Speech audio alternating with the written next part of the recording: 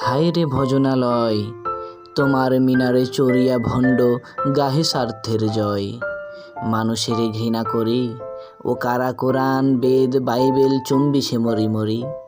ও মুখ হইতে কেতাব গ্রন্থ নাও জোর করে কেড়ে, যাহারা আনিল গ্রন্থ কেতাব সেই মানুষেরে মেরে।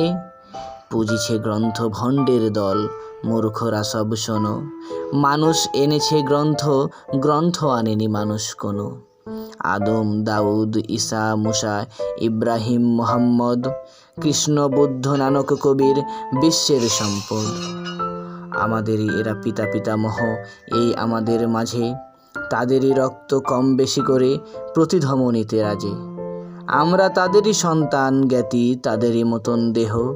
কে জানে কখন মোরাও অমনি হয়ে যেতে পারি কেহ।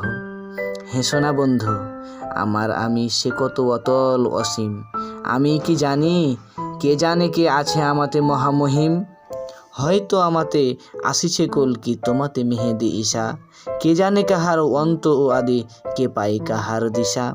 কাহারে করিছ ঘৃণা তুমি ভাই, কাহারে মারিছ লাথি। হয়তো উহারি বুকে ভগবান জাগিছেন দিবারাতি।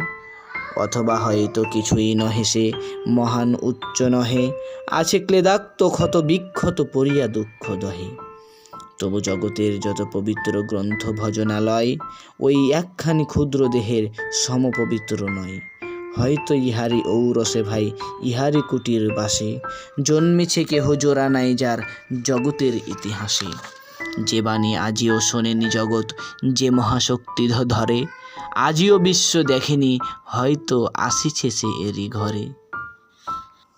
পাঠ করলাম বিদ্রোহী কবি কাজী নজরুল ইসলামের সাম্যবাদী কাব্যগ্রন্থের অন্তর্গত মানুষ কবিতাটির অংশবিশেষ।